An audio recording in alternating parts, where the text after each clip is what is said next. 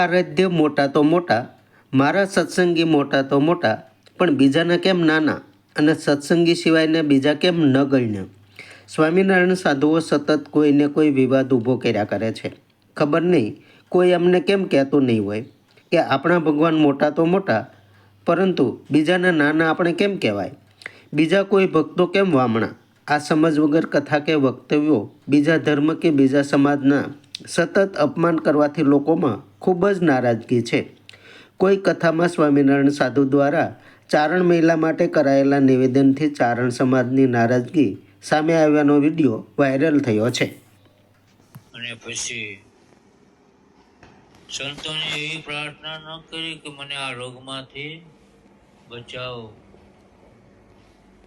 કે સ્વામી મહારાજને કહો ને મને ભગવાન ધામમાં લઈ જાય. મહાપુરુષ સ્વામી કહેશે, શિવરાજભાઈ શું બોલો છો? તમારી ઉંમર ક્યાં હજી ધામમાં જાય એટલી થઈ છે? તમારી ઉંમર નાની છે, હજી છોકરાઓ નાના છે, હજી એના પ્રસંગો કાઢવાના છે, પરણાવવાના છે.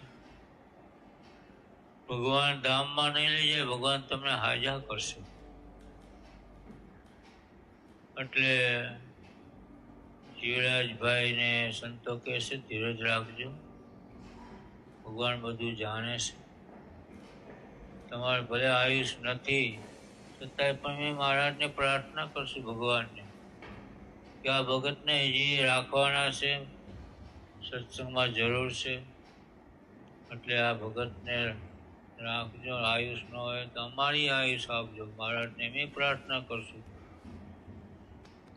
આમ કહીને મહાપુરુષ સ્વામી મંદિરે ગયા. સંતોને કહે છે, ચાલો બધાએ 25 માળા કરી પછી સુવાનું છે. અને મહારાજની પ્રાર્થના કરવાની. માળા કર્યા પછી મહારાજ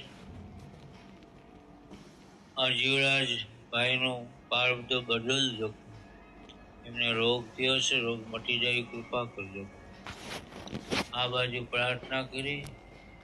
રાત્રે સ્વામિનારાયણ ભગવાને જીવરાજભાઈને દર્શન દીધા. અને એ વખતે જ્યારે મહાપુરુષ સ્વામી આવ્યા હતા ને ખબર કાઢવા માટે, ત્યારે એમના સસરા, જીવરાજભાઈના સસરા એમને જમાઈને જોવા આવેલા. એમના સસરાએ કોઈ ચારણબાઈ હોય ને, ચારણબાઈ એને વાત કરી છે કે અમારા જમાઈ બીમાર છે, તો તમે કંઈક મંત્રેલું કંઈક આપો. તો એ ચારણબાઈએ એને કંઈ મંત્રેલો કે પાવડો હતો, કે એ પાવડો દોરામાં પૂરી લો તો જમાઈને બાંધી દેજો. તો એ જીવરાજભાઈના ગળામાં બાંધેલો. જીવરાજભાઈને એનો ખ્યાલ નહીં. અને સ્વામિનારાયણ ભગવાન દર્શન દીધા. જીવરાજભાઈ તે જાગ્યા, ઉતા ઊંઘ તો નથી આવતી, આંખ ખોલી સ્વામિનારાયણ ભગવાન, પણ એમના ગળામાં પાવડો જોયો. ચારણબાઈએ કંઈક આપ્યો હશે એમના સસરાના કહેવાથી, એમના સસરાએ પાવડો બાંધેલો. તે સ્વામિનારાયણ ભગવાન એમનું દુઃખ મટાડવા માટે આવેલા. તે પાછા વળી ગયા અને એમના ઘરના જ્યાં સૂતા હતા ને એમને અહીંયા દર્શન આપ્યા. અને એ વખતે એમના ઘરનાને કહે છે, અમે તો તમારા પતિનું દુઃખ મટાડવા આવ્યા હતા, પણ તમારા પતિના ગળામાં તો પાવડો હતો, કંઠી સાથે. તમારી કંઠી તો પહેરી છે, પણ ચારણબાઈએ કંઈક મંત્રેલો પાવડો આપ્યો હશે, એટલે અમે પાછા વળી ગયા. એ પાવડો કાઢી નાખજો, એટલે સવારે તમે એમને વાત કરજો, અમે તો મહાપુરુષ સ્વામીના કહેવાથી તમારા પતિનું દુઃખ મટાડવા આવ્યા હતા, પણ પાવડો જોઈને અમે તમારી પાસે આવ્યા છીએ. આવી રીતે ભલામણ કરી સ્વામિનારાયણ ભગવાન અદ્રશ્ય થઈ ગયા. સવારમાં એમના ઘરના જાગ્યા, જીવરાજભાઈના ઘરના નાહી ધોઈ ભગવાનના દેવ દર્શન કરી, પૂજા પાઠ કરી અને જીવરાજભાઈ પાસે ગયા. તો આ શું બધું તમે કે ગળામાં પહેર્યું છે? મહારાજ આવીને પાછા ગયા કે હા મહારાજ આવ્યા હતા, મને દર્શન દીધા, પછી તરત અદ્રશ્ય થઈ ગયા.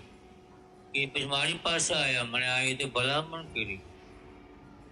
તો આ પારો કોને બાંધ્યો છે? તો જીવરાજભાઈ કહે છે મને ખ્યાલ નથી, પણ તમારા બાપુજી આવ્યા હતા, તમારા પિતાશ્રી મારી પાસે, એ પોતાના સસરા થાય, એમને બાંધ્યો લાગે છે. મને કે હું તો ઊંઘમાં હતો, કાઢી નાખો. કાઢી નાખ્યો. સ્વામિનારાયણ ભગવાને કીધું પારો કાઢશો એટલે જે રતવાની ગાંઠ થઈ છે ને ગળાની અંદર એ ફૂટી જશે અને તમારા ધણીને પછી આરામ થઈ જશે ને હાજા થઈ જશે. આવી રીતે એ પારો કાઢ્યો સ્વામિનારાયણ ભગવાનની કૃપાથી. સમાજ માટે સત્ય માટે સત્યપૂર્ણ સમાચાર પ્રસારણ આપના મોબાઈલ પર તરત જ લાઈક કરો, શેર કરો અને સબસ્ક્રાઇબ પણ કરો. અને હા, ઘંટડી વગાડવાનું ન ભૂલશો. આભાર. સમાજ માટે સત્ય સાથે સત્યપુંજ. અહેવાલ, સમાચાર તથા જાહેરાત પ્રસારિત કરવા સંપર્ક સાધો. સત્યપુંજ સમાચાર પ્રસારણ, લબ્ધિ કોમ્પ્લેક્સ, તાલુકા પંચાયત સામે, સિહોર.